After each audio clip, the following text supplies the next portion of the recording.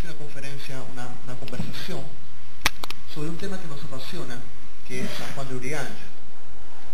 Como bien lo hizo César en mi presentación, yo no soy arqueólogo ni soy historiador, soy lingüista, ¿no?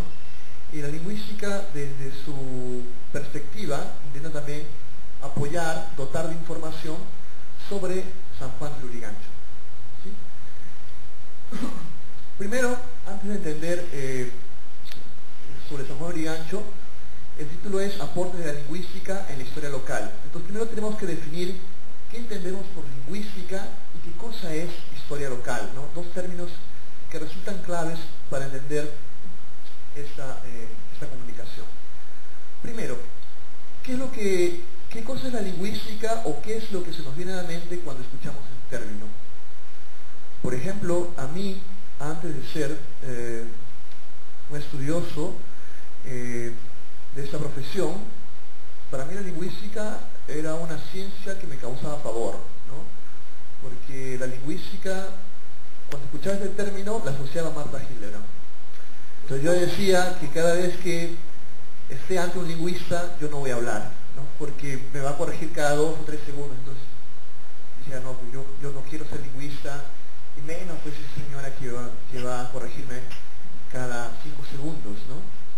Y ahora, bueno, ahora uno cuando recuerda el término también se acuerda de la señora Hildebrandt y también de Negri, ¿no?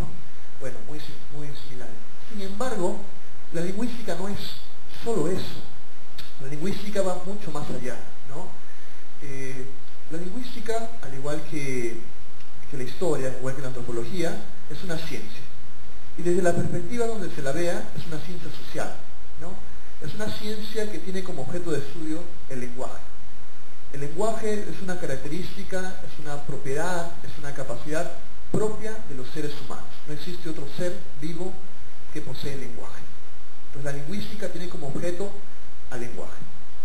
Pero ustedes se preguntarán, ¿pero cómo eso es posible si he escuchado que el lenguaje de tu mirada, el lenguaje de las mariposas, el lenguaje, bueno, son metáforas, ¿no? Y digo que el lenguaje es privativo del hombre porque, por ejemplo, se ha descubierto, por cuestiones biológicas, que sin embargo los chimpancés, los monos, los primates, primos lejanos nuestros, tienen una gran inteligencia. Sin embargo, el simio más inteligente no puede hablar. Sin embargo, el hombre más estúpido lo puede hacer, ¿no? Entonces quiere decir que el lenguaje es una característica, es una capacidad privativa del ser humano. Es de ello que se encarga la lingüística. Sujeto de estudio, el lenguaje se divide en dos, en lengua y habla, ¿no? Siguiente, por favor. Es necesario conocer alguna terminología para familiarizarnos con la lingüística, ¿no? Por ejemplo, lengua, dialecto, sociolecto y diolecto. Pues bien, rápidamente paso a mencionar cada uno de estos términos. Bueno, la lengua es un sistema de signos lingüísticos, ¿no? Por ejemplo, el español, el aguaruna, el quechua, aymara, ticuna, machillenga, son lenguas, son sistemas lingüísticos. Cuando estas lenguas gozan de un prestigio político, es decir, son oficializadas o cooficializadas, pasan a ser idiomas, ¿no? Porque representan una nación. Dialecto es una variedad geográfica de una lengua. Entonces tenemos el español de Iquitos, el quechua de Lambayeque, el aymara de Puno, ¿no? Que es diferente al aymara de Bolivia, el aymara de La Paz. Entonces existen esas variaciones geográficas. El sociolecto es una variación de la lengua también, pero por cuestiones sociales, grado de instrucción, género, edad, ¿no? De una lengua. Por ejemplo, el español de las personas adineradas, es decir, de la clase alta, es diferente en oposición a las personas pobres. Pero ¿cómo es eso posible? Por el grado de instrucción, ¿no? Los hombres no hablamos igual que las mujeres, ¿no? Eso es imposible. Es decir, nosotros hombres no podemos utilizar ciertos términos que las mujeres usan, ¿no? Y está comprobado eso científicamente, ¿no? Entonces eso es un sociolecto. Un idiolecto es una variedad individual de la lengua, ¿no? Es decir, el hombre ante diversas situaciones comunicativas varía en gran cantidad el uso de su lengua. Es decir, no es lo mismo hablar con tu profesor que con tu hermano, no es lo mismo hablar con tu enamorada que con tu amigo, ¿no? Incluso tú no hablas de la misma forma 2 veces una misma expresión, así estén 1 o 2 segundos de diferencia, ¿no? Entonces, esos aportes nos da la lingüística. Ahora, ¿a qué nos referimos cuando hablamos de historia local? Siguiente, por favor. Pues bien, la historia local es concebida como una ciencia histórica que toma como objeto el pasado de una localidad, ¿no? Tenemos historia local disciplina versus historia local acontecimiento, ¿no? Y ahí se oponen historia local, historia regional, historia nacional, ¿no? Entonces, la lingüística en este caso se relaciona con la historia local en algunos aspectos. ¿Y qué es lo local, no? ¿Qué es un término tan interesante y a la vez polémico? Nosotros entendemos por local como es aquello que da sitio, es decir, sitúa al hombre o a un grupo en un lugar, ¿no? En este caso, por ejemplo, nuestra localidad SJL, San Juan de Lurigancho, ¿no? Posee un pasado, posee una historia local, que tal vez es igual y a la vez diferente con las otras historias locales, con los otros distritos de Lima, ¿no? Siguiente, por favor. Entonces, ¿cómo estudiar una localidad? Es decir, ¿cómo estudiar San Juan de Lurigancho? La localidad, hemos dicho que es un espacio, ¿no? Que adopta un grupo de personas, un individuo. Entonces, sabemos que una localidad es necesariamente histórica, o sea, un pasado, emplazada en un lugar y tiempo determinados, ¿no? Y se muestra como material micro, pero en múltiples manifestaciones que obligan a la investigación detallada y multidisciplinar. Si es histórica, tenemos ayuda de la ciencia histórica, un lugar, geografía y tiempo determinado. Pero existe la necesidad de que se realice una investigación detallada y multidisciplinar. Eso es una necesidad. Es ahí donde se rescata la importancia de la lingüística para solucionar o para observar los problemas, los fenómenos que ocurren, por ejemplo, en una localidad, como San Juan de Lurigancho. Entonces, el tema más multidisciplinar en este campo, es decir, los puntos de contacto que existen entre la lingüística y la historia, o la lingüística y las ciencias sociales, es la toponimia. ¿Qué cosa es la toponimia? Bueno, la toponimia es una ciencia que se encarga de estudiar los nombres, ¿no? Desde la época griega, desde la época greco-latina, básicamente, el ser humano se ha preocupado por saber de dónde vienen las palabras. Nosotros conocemos a esa ciencia como etimología. Es decir, siempre se esconde algo detrás de las palabras. Detrás de tu nombre, de tus apellidos, ¿no? Del origen de tal lugar. Es decir, siempre existe un porqué. Ese porqué, ese algo, se llama etimología. Cuando los nombres se refieren a lugares, se llaman topónimos. Cuando los nombres se refieren a nombres de personas, se llaman antropónimos. Siguiente, por favor. Entonces, la toponimia, decía, es una ciencia, es un estudio multidisciplinar.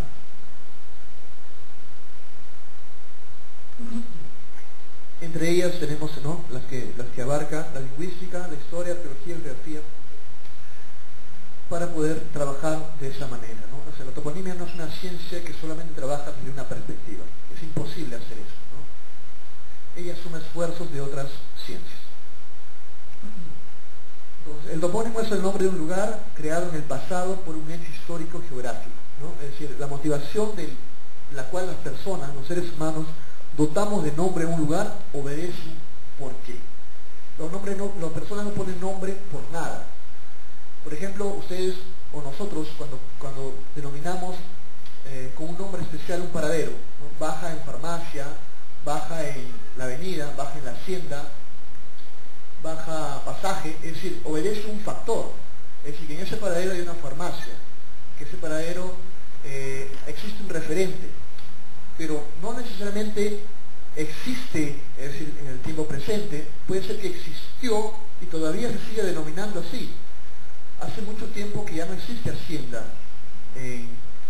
¿no? Aquí cerca, no existe hacienda, sin embargo sigue siendo el paradero hacienda, ¿no? Es decir, todavía sigue se denominando hacienda y por muchos años seguirá, pero ya no existe una hacienda, ya no existe un referente concreto, ¿no? Bueno, la lingüística nos dice eso, que los seres humanos ponen nombres por algo. En la zona andina existen muchos nombres, pero el referente ya desapareció. Hasta ahora no se sabe, por ejemplo, qué significa Perú, ¿no? Hay muchas teorías, pero no se sabe. ¿Por qué? Porque el referente ya desapareció. ¿Qué significa Lima, por ejemplo? Por ejemplo, ¿no? Lima es un topónimo que alude a nuestra ciudad capital, alude a una fruta, ¿no? Alude a una herramienta, ¿no? De limar. Son tres orígenes diferentes.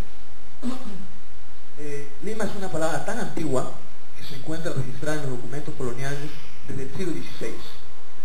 E incluso está como Limac, con C final, ¿no? Pues esta palabra es de origen quechua, ¿no? Y viene del origen Rimac, ¿no? Que también está graficado en los documentos, así con C final, ¿no? Y que alude, pues, y que significa el hablador, ¿no? Sin embargo, el referente por el cual se creó ese topónimo ya no existe, ¿no? Si uno revisa las crónicas, uno da cuenta de que el hablador no es el río que ahora conocemos, ¿no?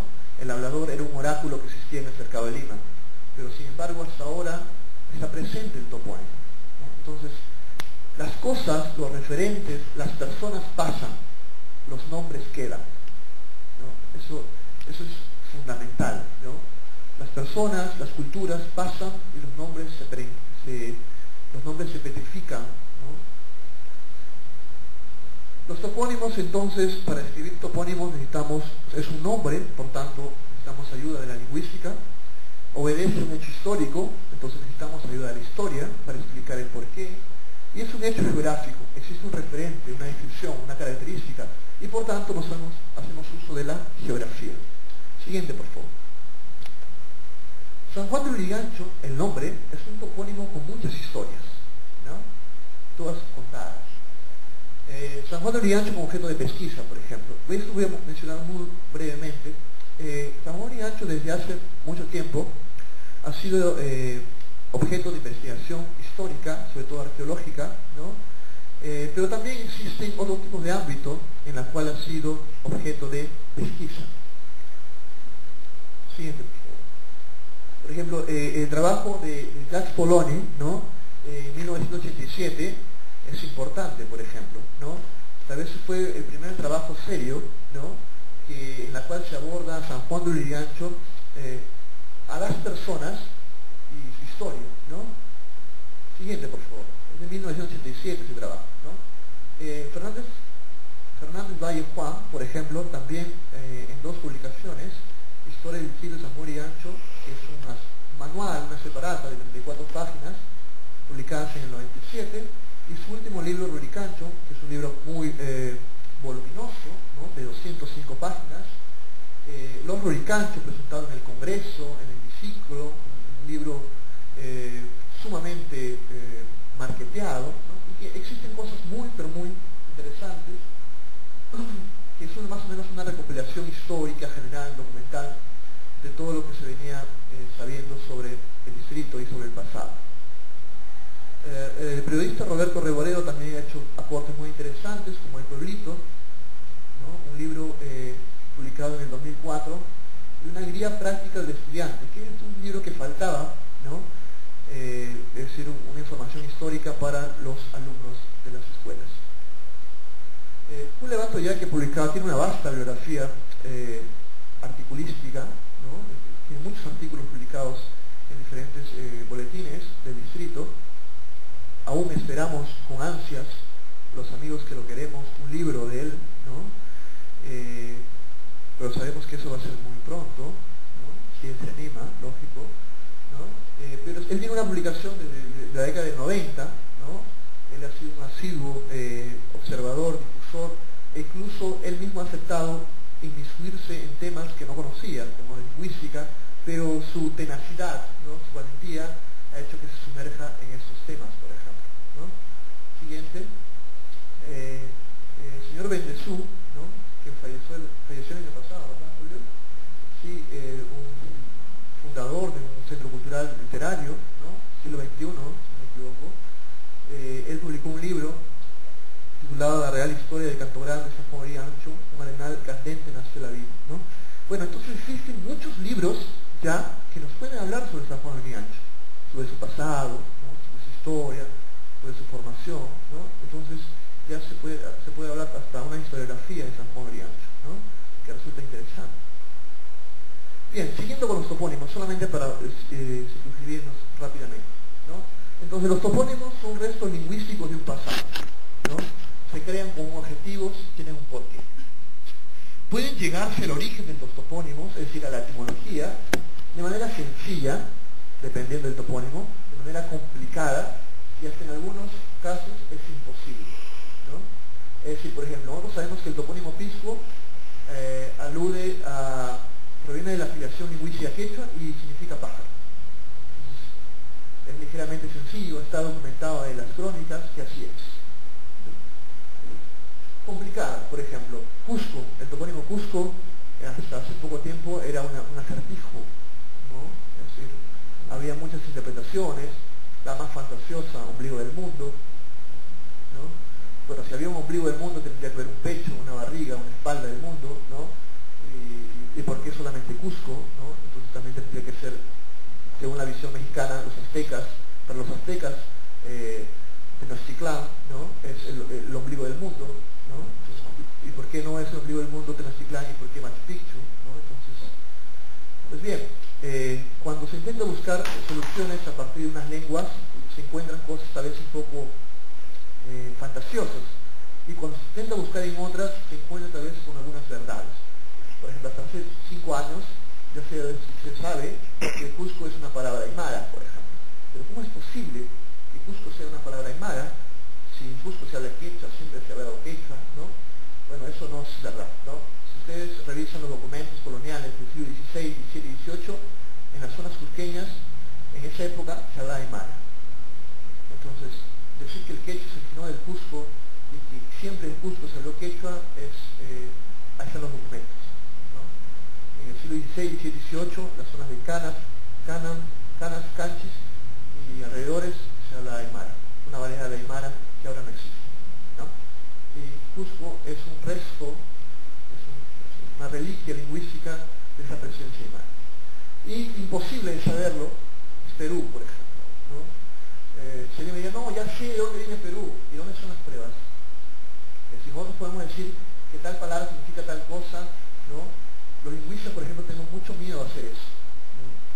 Es fácil, tal vez para otros especialistas de las ciencias sociales, anotar palabra viene de tal, para nosotros es mucho más complicado, porque nosotros tenemos que probar por qué es así.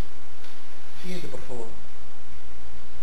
A raíz de ello, en el 2005 publicamos un texto, digo en plural porque el texto existen muchos datos del ICR, ¿no? Muchas fuentes de información que Julio produjo en esa época. Entonces existe un proceso, una elaboración de esos datos y se presenta, ¿no? Pero es más o menos una raíz de ello, ¿no? ¿Qué información, qué tipo de información mostramos en el 2005? Bueno, de acuerdo con nuestros antecesores, llegamos a la conclusión también que el topónimo Lurigancho obedece a 2 factores, ¿no? Es decir, San Juan, nombre hispano, y Lurigancho, nombre indígena. Eso ha sido moneda corriente durante mucho tiempo en la época colonial, ¿no? Siguiente, por favor. Ustedes pueden ver, por ejemplo, que el San Juan viene de San Juan Bautista, y no como lo dio en el libro, ya muchas personas anteriormente, ¿no? El historiador, Julio, ya había dado esa distinción, ¿no? Entonces, así como por ejemplo Surco, Santiago Apóstol de Surco, que es el nombre de pila, San Pedro de Caraballo, ¿no? Entonces, esa era una tradición gráfica, colonial, común, ¿no? Y San Juan de Lurigancho no era la excepción, ¿no? Sobre el Lurigancho, que es un término un poco más complejo, ¿no? Se han escuchado distintas versiones, ¿no? Tal vez la más común es que la persona que no es San Juan de Lurigancho podría decirnos que obedece al centro penitenciario, ¿no? Sin embargo, sabemos que no es así, ¿no?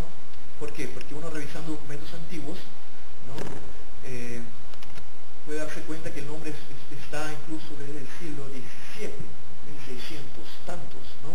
Desde 1600 La primera propuesta sobre el origen de esta palabra, de origen aymara, la dan Poloni, Romero y Villar Córdoba, ¿no? Ellos dicen indistintamente que la palabra vendría de Urinhuancho o Urinhuanchoc y significaría buena cosecha, ¿no? Julio, ya en un artículo inédito, ya había descartado esta propuesta y efectivamente esta propuesta es falsa, ¿no?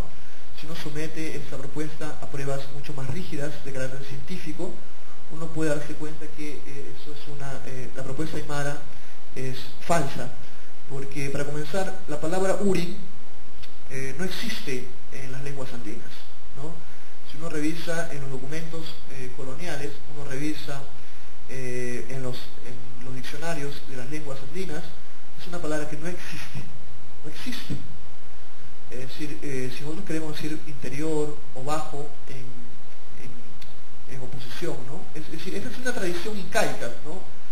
Si los historiadores decían que el imperio incaico dividía en tres mundos su universo, ¿no?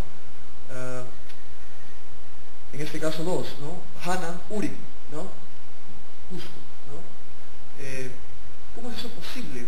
Si esta palabra no existe en ningún diccionario, no existe actualmente, ¿y de dónde entonces sale la palabra Urin? Pues claro, esa es una invención, es una lectura errática, ¿no? Nosotros sabemos que la palabra interior significa Rurin y Ura, bajo. Entonces, ¿de dónde aparece Urin? Es una lectura errática de los documentos coloniales, es una mala interpretación, ¿no? Entonces, Urin es una palabra que no existe y por tanto no puede ser étimo, no puede ser la etimología del urigancho, ¿no? Y no existe una comprobación, es decir, no existe ningún documento donde diga que es urinhuancho, no existe. Por el contrario, sí existen documentos donde aparece la palabra tercera, uricancho. Sí hay un documento de 1600 donde aparece el uricancho y no urinhuancho. Otra propuesta es la desfiliación quechua, que en primer lugar la da a conocer Galarza. Para Galarza viene del Aulicancho, Middendorf, Urucancha, ¿no? Galarza, no sé si eso era, un médico, ¿no? Publicó un texto llamado Topónimos Quechua del Perú. Middendorf fue un viajero alemán, ¿no? Conocía muy de cerca la realidad peruana e histórica, ¿no? Y Ruricancho aparece en el manuscrito de Huarochirí del siglo XVII, ¿no? Y un pasaje muy famoso, ¿no? Donde, por ejemplo, se va a rendir culto, ¿no? Dice, ¿quiénes rinden culto a un nevado? El nevado de Huarochirí, Pariacaca, si no me equivoco, ¿no? Rinden culto los Lati, ¿no? Los Koyik y los Ruricancho. Entonces existe un documento escrito que da fe de que efectivamente el origen etimológico de esa palabra es Ruricancho, ¿no? Siguiente. Entonces, básicamente, Lurigancho es una palabra indígena, ¿no? No alude al penal, es muy antigua, ¿no? 1600 está la primera documentación, es la primera documentación, puede ser incluso más antigua, pues sí, es mucho más antigua que la llegada de los incas a la costa, ¿no? Lurigancho, siglo XVII, y efectivamente, revisando los documentos, podemos dar fe que, así lo dicen, que en la zona de Lima, en la zona de la costa central, se hablaba de una variedad de quechua, ¿no? Incluso la primera variedad de quechua documentada, ¿no? Por Fray Domingo de Santo Tomás en 1605 fue esa variedad de quechua, el quechua costeño, ¿no? Y que ahora no existe, ¿no? Sin embargo, los documentos dan fe de que se hablaba quechua en Ica, en Pisco y en Lima, ¿no? Bueno, en el mismo documento de Huarochirí aparece la palabra canchu refiriendo a ave, ¿no? Que es una inferencia, que es una propuesta, ¿no? Que tal vez ustedes leyendo el libro que se publicó en el 2005 puedan tener una opinión. Es una propuesta de la actualidad, ¿no? Sin embargo, lo que no podemos discutir es que Luricancho es una palabra antigua, es una palabra de origen indígena, es una palabra de origen quechua, eso no podemos discutir. Ahora, ¿qué significa? Eso sí puede ser punto de controversia, ¿no? Bueno, otros topónimos, Mangumarca, como bien lo dijo Julio, ¿no? Mancumarca, que eso también ya, ¿no? Se ha demostrado, Jicamarca, Chicamarca. En el libro también un capítulo lo dedicamos a Jicamarca, ¿no? Un capítulo entero lo dedicamos al origen de ese nombre, con información histórica, de dónde vendría este topónimo. E incluso una vez fui invitado, hace muchísimo tiempo, hace 5 años, a esta comunidad, y muy amablemente recibido por los comuneros, ¿no? Intentaba un poco explicarles cómo podría haber sido el origen de su nombre, ¿no? Y hasta ahora no sabemos qué significa Camboy, ¿no? No sabemos, es una incógnita, ¿no? ¿Ok? Bueno, muchísimas gracias, espero no haberlos aburrido y nada, gracias.